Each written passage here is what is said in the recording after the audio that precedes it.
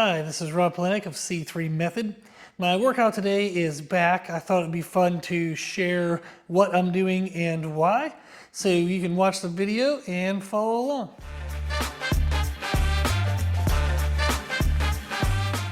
So I'm starting with a superset of reverse flies and T-bar rows. I start all my back workouts, and that would be including like pull days if I was adding biceps to back.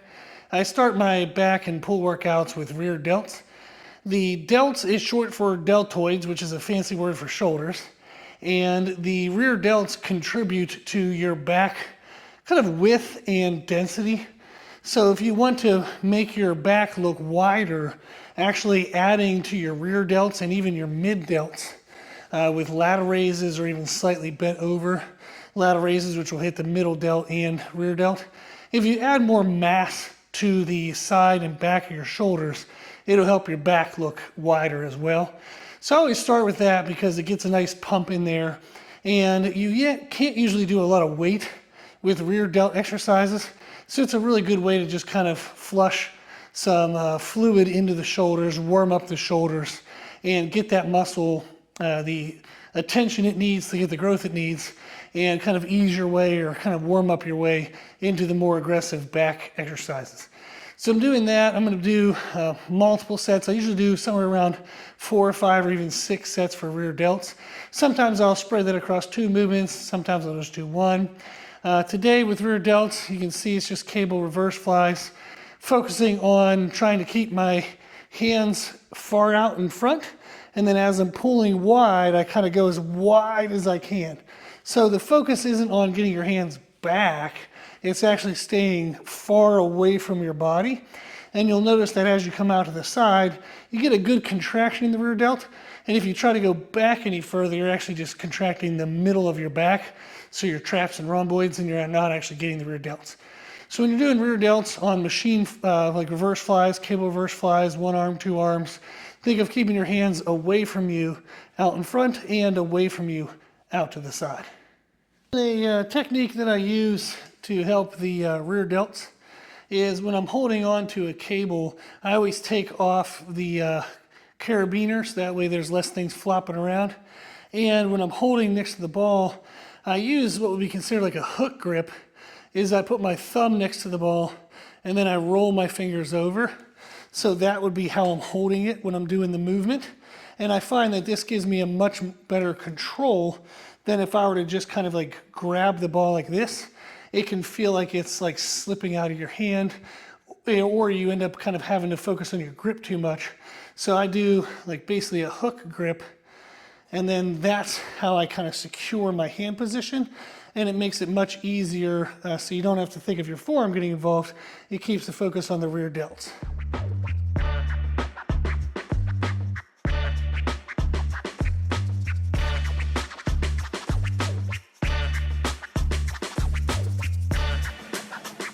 Then for T-bar rows, I play around with kind of my hand width and hand angles and things. The handle I'm using today, my dad and I made, and I really like this handle. It's more of a kind of a straight bar, like barbell type grip. So it's an overhand grip, and I can play around with a little bit of a narrower grip if I want to that day, or go wider. The wider kind of hits more in the middle of the back. The narrower kind of stretches everything a little bit more and gets more of this upper outer lats. So I like to play around with that to get some variety. I also like the T-bar row compared to barbell rows, because since it's on that fulcrum, as you're pulling up, it's also pulling like back as well. And I find that that hits the middle of my back really well. So I can get the lower traps, the rhomboids, kind of that dead spot in the middle of the back. I can get really good thickness and focus into that area. So I really like doing this variation of a bent over row with a T-bar setup compared to a traditional barbell row.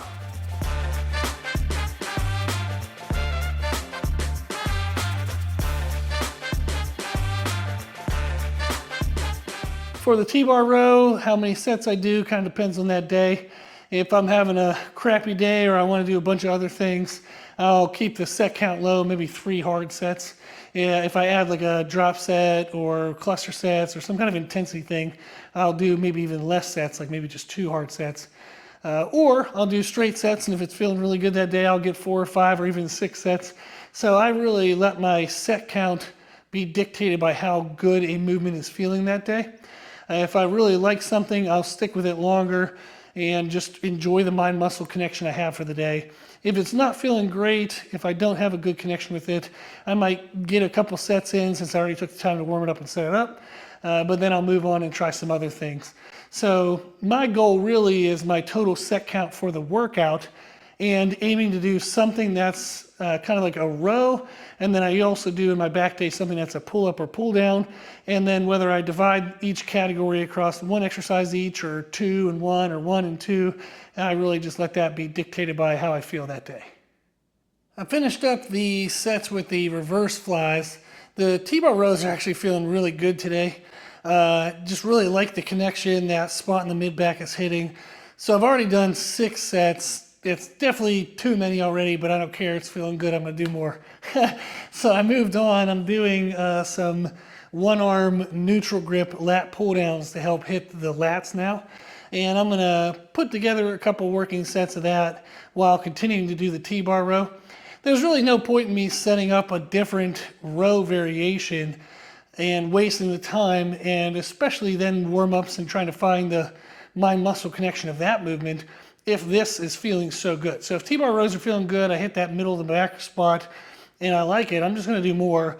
If I wanted to switch from this, I would probably switch to like a chest-supported dumbbell row. So I have a Sorinex Seal Row pad, which is like a pad you put on your rack and it gives you a chest support. And then I'll use the dumbbells and do some rows with that. What I like about it is it gives you a little bit of convergence, so your hands can start narrow and then you can pull up and out. And that does hit the mid-back really well.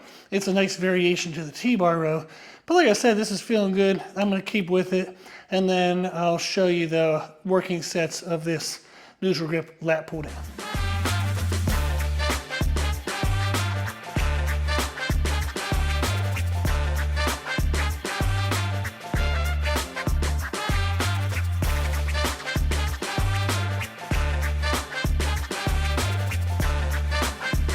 When doing these pull downs, what I focus on is keeping my elbow tucked in towards my body. And then I also think of trying to like stretch the side I'm working on.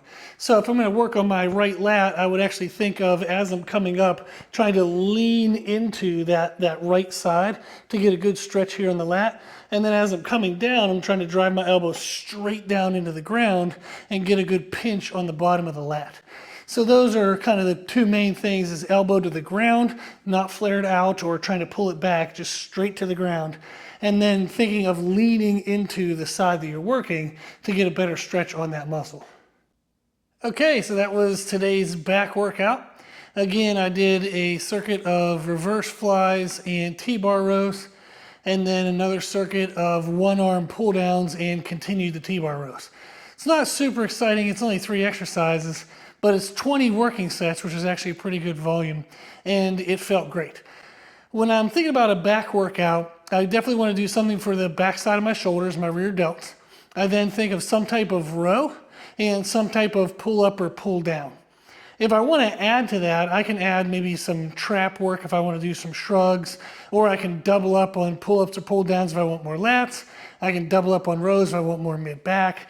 So the main 3 elements are rear delts, row, and pull up or pull down. And then you can add elements from there to customize your workout more to fit your needs or whatever you're wanting to do that day. So this was my workout for today. Thought it'd be fun to share. If you want to give it a try, I hope you enjoy it. If you have any questions, put them in the comment section below. And thank you for watching.